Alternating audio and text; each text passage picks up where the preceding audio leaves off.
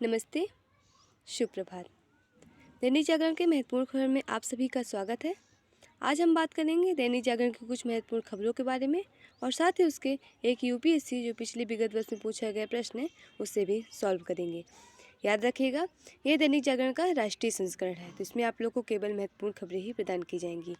और यह खबर अगर आप लोग किसी भी प्रतियोगी परीक्षाओं की तैयारी कर रहे हैं तो आप लोग के लिए वो काफ़ी महत्वपूर्ण होगी। आशा करती हूँ कि आप लोग को यह खबर अच्छी लगे।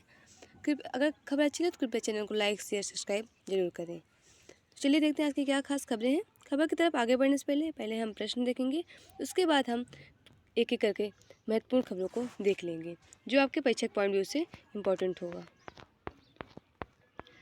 और आज का प्रश्न है, ये यूपीएससी सिविल सेवा परीक्षा विगत वर्ष 2020 का प्रश्न है।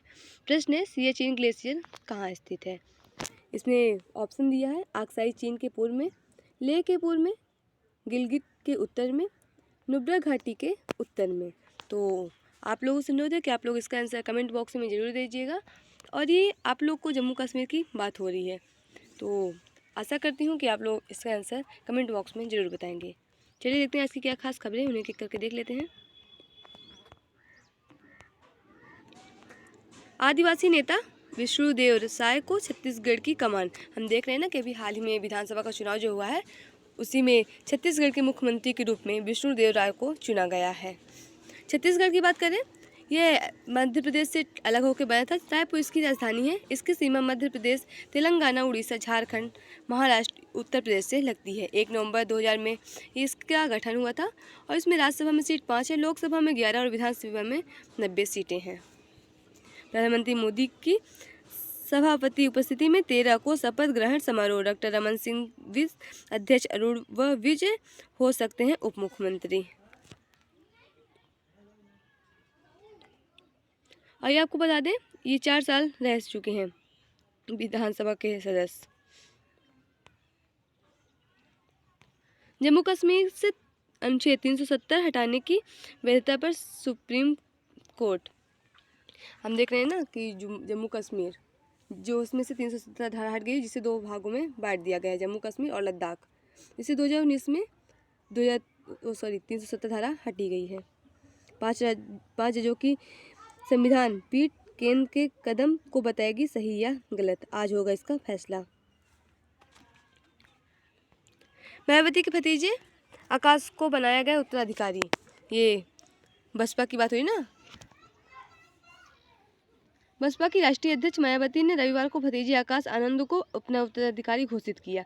बसपा की बात करें, बीएसपी चुनाव चिन्ह इसका हाथी है। 1984 में काशीराम ने इसकी स्थापना की थी, तब उन्होंने अपना उत्तराधिकारी मायावती को बनाया था। अब अपने उत्तराधिकारी मायावती ने आकाश आनंद को बनाया है, जो कि उनके भतीजे हैं। अखिल भारतीय पदाधिकारियों की बैठक में बसपा प्रमुख ने किया बड़ा ऐलान। उत्तर प्रदेश और झारखंड छोड़कर पूरे देश में पार्टी की कमान संभालेंगे आकाश।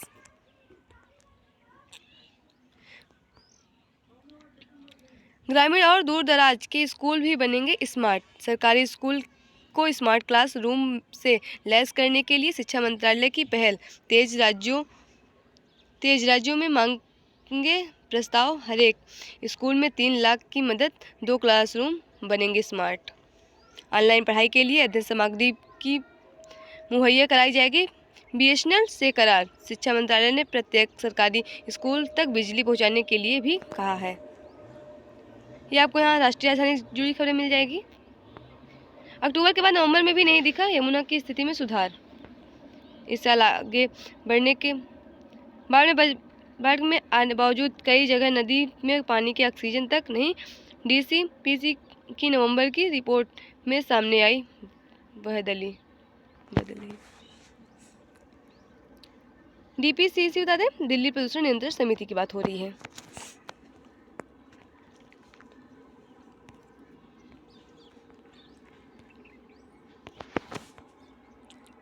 मोदी नगर साउथ तक नमो ट्रेन का ट्रायल रन शुरू। अगले साल मई जून तक यात्रियों के लिए परिचालन शुरू होने की संभावना। ट्रायल रन में ट्रेन दुहाई स्टेशन से मुरादानगर फिर मोदी नगर साउथ तक पहुंचेगी। जातिवार जनगणना में रोड़ा अटकाने की केंद्र की कोई मानसा नहीं है। हम अमित शाह करे, गृह मंत्री। हम देख रहे हैं अभी हाल ही में बिहार में हुआ था ना जातिगत जनगणना, उसी की बात हो रही है। पूर्वी क्षेत्रीय परिषद की 26वीं बैठक में राजनीतिक मतभेद भुलाकर मसले सुलझाने की अपील की गई है। बोले पूर्व और क्षेत्र सांस्कृतिक राजधानी के साथ ही प्राचीन काल में से संरक्षण संस्थानों का केंद्र है। जनगणना की बात करें 1872 में शुरू हुई थी, लेकिन सभी लोग इसमें भाग नहीं लेने के कारण 1882 में पूर्ण रूप से जनगणना हुई थी। फिर उसके बाद स्वतंत्रता के बाद 1991 में जनगणना हुई थी। भारत को विकसित राष्ट्र बनाने को युवाओं से सुझाव मांगे सरकार। विश्वविद्यालय और अन्य शैक्षिक संस्थानों के माध्यम से संचालित किया जाएगा अभियान। केंद्रीय विश्वविद्यालय में भरे गए 80% पदों वर्षों से खाली थे। शिक्षा मंत्रालय ने मिशन मोड में अभियान चलाकर खाली पदों को भरा। भरे गए शिक्षकों के आधे से ज़्यादा पद ओबीसी, एसटी और एससी वर्ग के हैं।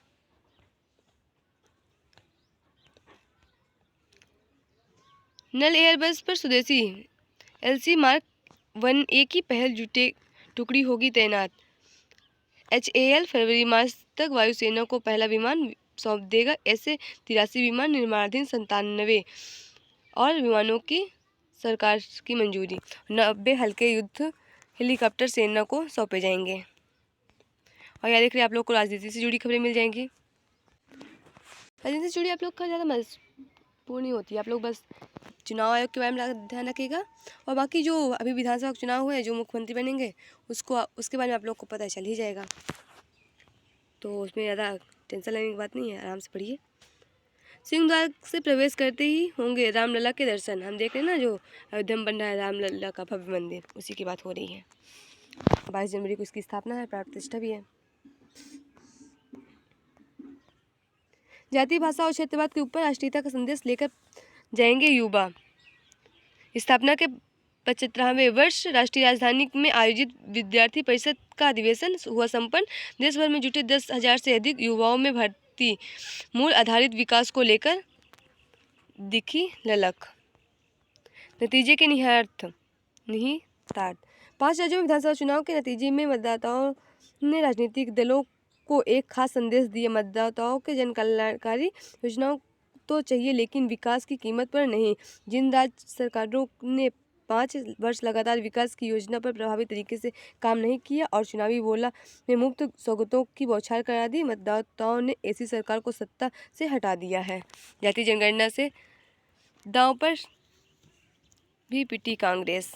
हम देख रहे थे ना कि राहुल गांधी कह रहे थे कि अगर हमारी सरकार बनी तो हम जाति का पूरे राज्य में जातिगत जनगणना कराएंगे, उसी की बात हो रही है। ये आप लोग को संपादकीय पत्र है। ये आप लोग के लिए प्रीलिम्स, मेंस, इंटरव्यू का अन्य प्रतियोगी परीक्षाओं की अगर आप लोग तैयारी कर रहे हैं तो उसमें आप लोग को काफ़ी लाभदायक होगा। अगर आप लोग सिविल सर्विस की तैयारी कर रहे हैं तो अगर आप लोग उसमें आंसर राइटिंग करते हैं निबंध लिखने में, तो उसमें भी आप लोग को कई महत्वपूर्ण आर्टिकल दिए तो आप लोग पढ़ लीजिए, काफ़ी इंपॉर्टेंट होता है। हालिया चुनाव नतीजे परिपक्वता के दृष्टिकोण से मतदाताओं की राजनीतिक पसंद को लेकर उनकी जागरूकता और विशेषज्ञ को दर्शाते हैं। हम देख रहे हैं अभी राजनीति से जुड़ी आर्टिकल दिए हुए हैं।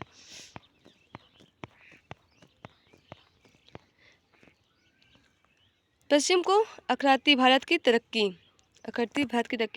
दुबई में जलवायु परिवर्तन पर वैश्विक सम्मेलन जारी है, जिसमें इस विषय पर चिंता जताई जा रही है कि पिछले लगभग 1 दशक में भारतीय अर्थव्यवस्था तेजी से आगे बढ़ रही है। अगले पश्चिम देश भारत को कार्बन उत्सर्जन कम करने की मांग कर रहे हैं। यह देश पर्यावरण को नुकसान पहुंचाने का आरोप भारत पर भी लगाते हैं, जबकि सच्चाई यह है कि भारत की आर्थिक प्रगति की तीव्र गति से अधिकांश पश्चिमी देश आज स्वयं को असुरक्षित समझने लगे, तो जो उनकी चिंता का बड़ा कारण हो गया है। हम देख रहे हैं कि नहीं हमारी अर्थव्यवस्था काफ़ी आगे चल रही इस समय।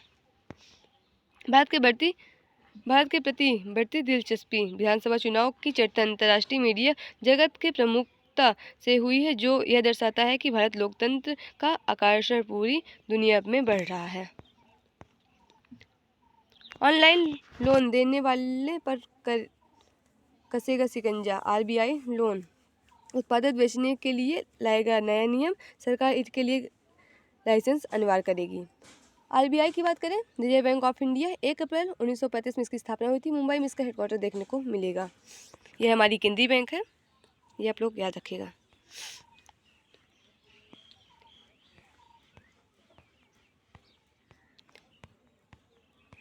यहाँ आप लोगों को राष्ट्रीय राजधानी से जुड़ी खबरें मिल जाएंगी।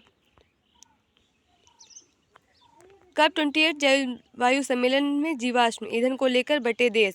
कप 28 के अध्यक्ष ने कहा, जीवाश्म ईंधन पर सहमति के लिए समाधान सुझाएं। बोले, सभी पक्षों के जुड़ने का समय आ गया, असफलता का कोई विकल्प नहीं है। हम देख रहे हैं कि जो कप 28 चल रहा है ना, उसकी इस बार अध्यक्षता दुबई कर रहा है। वही सी बात हो रही है। यह 30 नवंबर से 12 दिसंबर तक चलेगा, यानी कल तक। कप 28 की बात करें, conference of the party.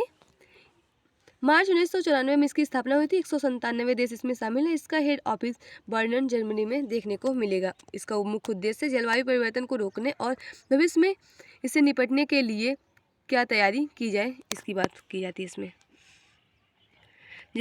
Cup 28 जलवायु सम्मेलन के दौरान रविवार को एक मसौदा दस्तावेज जारी की गई। इसमें जलवायु परिवर्तन से निपटने के अनुकूल प्रयासों और सामूहिक प्रगति पर नजर रखने के लिए देशों का मार्गदर्शन किया गया। वैश्विक अनुकूल लक्ष्यों पर जारी यह मसौदा निर्धारित करेगा कि गरीब देश सूखे, गर्मी और तूफान जैसे जलवायु परिवर्तन से प्रेरित मौसम की चरम स्थितियों के लिए खुद को कैसे तैयार करें।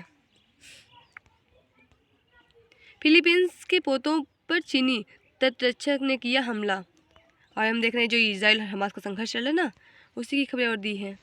ईरान ने महसा अमीनी के परिजनों पर प्रतिबंध लगाया। पुरस्कार लेने नहीं जाने दिया फ्रांस। ईरानी को जेल में बंद नरगिस मोहम्मदी के जुड़वा बच्चे ने लिया नोबेल शांति पुरस्कार। हम देख रहे हैं कि जो ईरान की थी ना मोहम्मदी, उसी को इस बार नोबेल पुरस्कार मिला है, शांति का नोबेल पुरस्कार, जो कि महिलाओं के लिए आवाज़ उठाई थी, उसी की बात हो रही है। तो वो जेल में बंद है, इसलिए उनके बच्चों को यह पुरस्कार सम्मान दिया गया है। और ये आप लोग को खेल से जुड़ी खबरें मिलेंगी। महिला टीम ने इंग्लैंड को तीसरे T20 में हराया। अश्विनी तनीषा की जोड़ी बनी चैंपियन।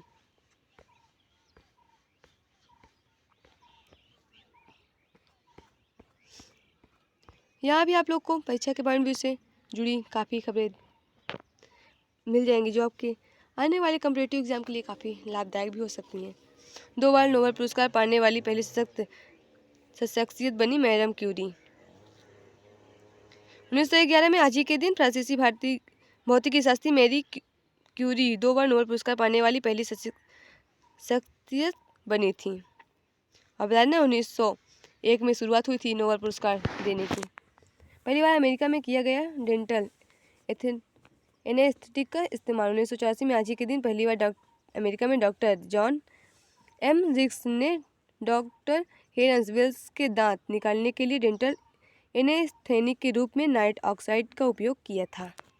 हवा में कार्बन ऑक्साइड सोख कर बनाया जा सकेगा पेंट। कानपुर स्थित SBTU ने विकसित तकनीकी से पर्यावरण संरक्षण को भी मिलेगा संबल। और आप लोग को मूवीज जुड़ी खबरें मिल जाएंगी। अगर आप लोग को अच्छी लगे तो पढ़ लीजिएगा। तो आज की खबरें समाप्त होती हैं। आशा करती हूँ कि आपको यह खबर अच्छी लगे। अगर खबर अच्छी लगे तो कृपया चैनल को लाइक शेयर सब्सक्राइब जरूर करें। अगर आप लोग के पास कोई सुझाव है तो वो आप लोग हमसे साझा कर सकते हैं। चलिए थोड़ा प्रश्न की ओर देख लेते हैं कि आज का प्रश्न क्या था, उसके बारे में थोड़ा सा जानकारी ले लेते हैं।